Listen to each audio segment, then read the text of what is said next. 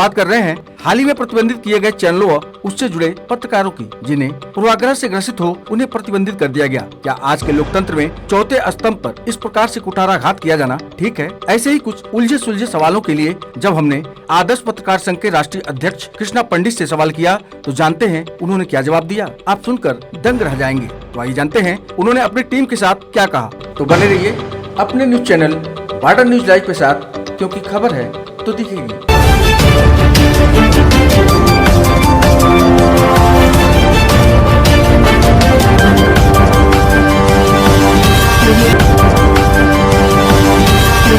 जब कभी भी आपको कहीं खरोच आएगी तो दर्द मैं महसूस करूंगा और आपके लिए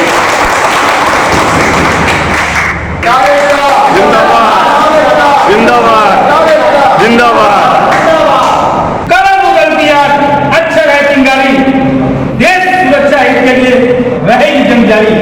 स्वागत है। ठाकुर सोनी जी है हमारे साथ और कृष्णा पंडित जी हैं। आप सभी को सबसे पहले प्रणाम इसलिए करना चाहता हूं क्योंकि आप लोगों ने जो एक अलग पत्रकारिता की अलग जगाई है, वो हम सब जो जूनियर हैं, आप सभी के छोटे मतलब पत्रकार हैं, आपसे मतलब कम अनुभव वाले हैं, उन सभी के लिए एक मार्गदर्शन का काम करती है। तो सबसे पहले बहुत बहुत आप सभी का स्वागत है गोरखपुर की भूमि पर। और इस मामले पर सर आपकी क्या राय है? क्या आपको लगता है कि इसमें पत्रकारों की भी कमी है? निश्चित ही सबसे पहले मैं ये बताना चाहूँगा कि ये लोकतंत्र पर हमला है। किस तरीके से लोकतंत्र पर हमला है? पत्रकार स्वतंत्र होता है, उसकी सीमाएं नहीं हैं। और ये जो लोग जिन्होंने ये कहा कि इनको बैन किया जाए, वो ऐसे लोग हैं जिनके कपड़ों में इतने दाग हैं कि हम और आप काउंट भी नहीं कर सकते। जिन्होंने देश को ही नहीं अपनों को छला है, अपनों के साथ छल करके करोड़ों की संपत्ति बनाई और अपनों के लिए ही स्वार्थ भरी जीवन को व्यतीत किया। आप उन नेताओं की बात कर रहे हैं।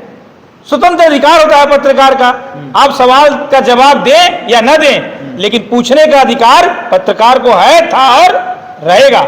बैन करना बिल्कुल ही गलत है। लेकिन सर आपको नहीं लगता है कि इस समय जो पत्रकारिता है वो अब पता नहीं ये नए पे हो रहा है कि आप तो पहले से अनुभवी लोग हैं, इसलिए आपसे सवाल बनता है कि आपको नहीं लगता कि पत्रकारों की जो स्थिति है समाज में, उनका जो लोगों के मन में जो एक नजरिया होता है कि पत्रकार, पहले ये होता था कि पत्रकार साहब आ रहे हैं, लेकिन आजकल ये देख के लगता है कि दलाल आ रहा है, बहुत लोग इस तरीके की बातें करते हैं। ऐसा क्यों हुआ है सर? क्यों डिक्लाइन कर गया है उनकी? देखिए, दोनों में बहुत बड़ा डाइवर्जन है। एक टाइम गैप जब देखेंगे आप, पहले क्या था, चीज़ें लोगों तक नहीं पहुंच पा रही थी। जब से सोशल मीडिया आया है, सारी चीज़ों का अपडेट बहुत ही जल्दी सोशल मीडिया के थ्रू लोगों के बीच पहुंच रहा है। कल के समय का जो पत्रकार हुआ करता था, वो दर्पण था, नहीं था, ये वैचारिक है। अभी भी ये मतभेद है, हमारे इतिहास के साथ छेड़छाड़, ये भी वैचारिक है और मतभेद है। निश्चित तौर पे आज जो पत्रकार हैं खेमे में बढ़ गए हैं, कोई सपा हो गया, कोई भाजपा हो गया, कोई बीजेपी हो गया, कोई कांग्रेस हो गया, तो कहीं ना कहीं पत्रकारिता की गरिमा को इन्होंने चोट पहुंचाया है। लेकिन पत्रकारों की जब बात की जाए तो उनको कोई बंधन उनको बांध नहीं सकता, उनको किसी रस्सी या पगड़े में बांध कर आप रख नहीं सकते। वो सवाल पूछने के लिए स्वतंत्र हैं और आप चैनल पर आए ना आए, ये आपकी स्वतंत्रता है, आपकी आजादी है। तो निश्चित तौर पे ये गलत है और हमारे अधिकारों का हनन है, पत्रकारों के अधिकारों का हनन है।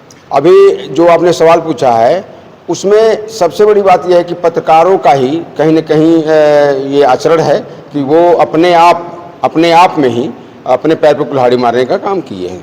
ठीक है, और ये जैसे नेताओं को भी ये कोई अधिकार नहीं है, चाहे वो इंडिया हो, इंडिया पार्टी जो बनी हुई है गठबंधन, और चाहे अदरवाइज और कोई पार्टी हो। ठीक है, उनको अधिकार कोई नहीं है कि हमारे पत्रकारिता पे कुछ बंदिश लगावे।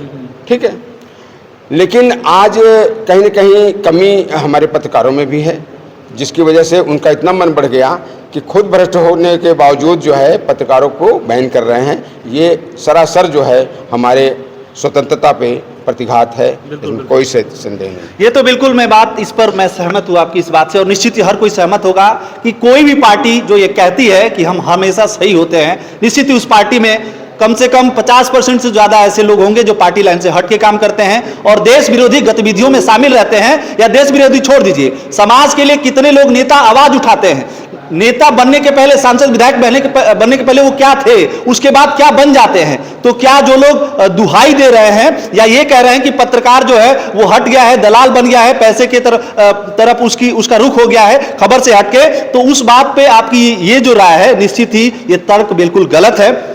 एक सवाल हम आपसे लेना चाहेंगे, चूंकि इस तरीके की जो पत्रकारिता है, जो मतलब नए पत्रकार हैं या कोई भी जो इस समय पत्रकारिता कर रहे हैं, आप उनको एक राय अगर आपसे हम लेना चाहें कि क्या वो करें कि इन सब चीज़ों से बच के रहें, उनमें ठप्पा ना लगे, क्योंकि पैसा एक ऐसी चीज़ है जो लगभग हर चीज़ को खरीद सकता है। सबसे पहले तो मैं आपका धन्यवाद ज्ञापित करना चाहता हूं। आज की जो पत्रकारिता है, पत्रकार कई खेमे में बच चुके हैं।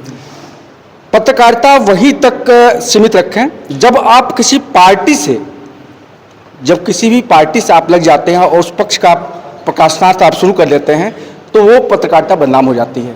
आज की पत्रकारिता, आज के जो युवा हैं, हम उन्हें बस यही राय देना चाहते हैं कि अगर आप वास्तव में पत्रकारिता करते हैं या करना चाहते हैं, इस क्षेत्र में आगे बढ़ना चाहते हैं, तो निष्पक्ष पत्रकारिता आप कीजिए, आपका सम्मान रहेगा। एक अंतिम सवाल जो है हम आपसे लेना चाहेंगे, आप भी काफ़ी समय से अलग अलग अखबारों के लिए लिखते रहे हैं, आपकी क्या राय है किस तरीके से नौजवान पत्रकार जो है वो आए, उनको वो कंफ्यूज हैं, they are confused about this things, उनको ये पता नहीं कि कैसे इसमें डील करना है या किस तरीके से बातों को रखना है।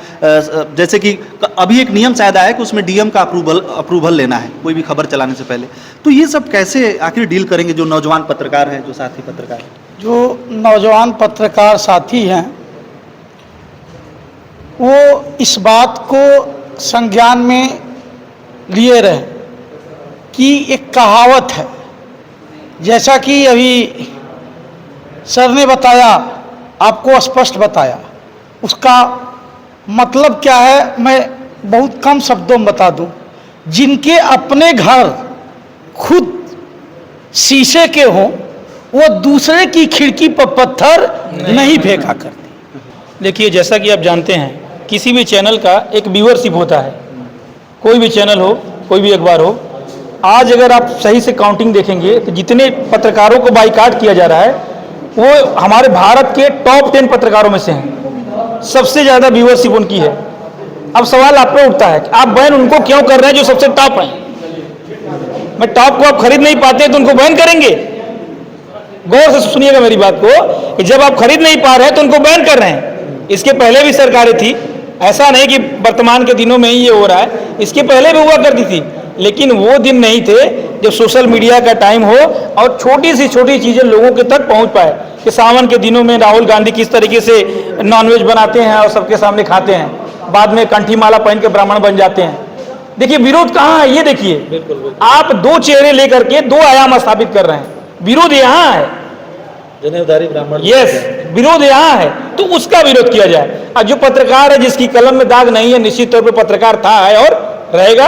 इन्हीं शब्दों के साथ बाड़ी को विराम तो। जय हिंद, जय भारत।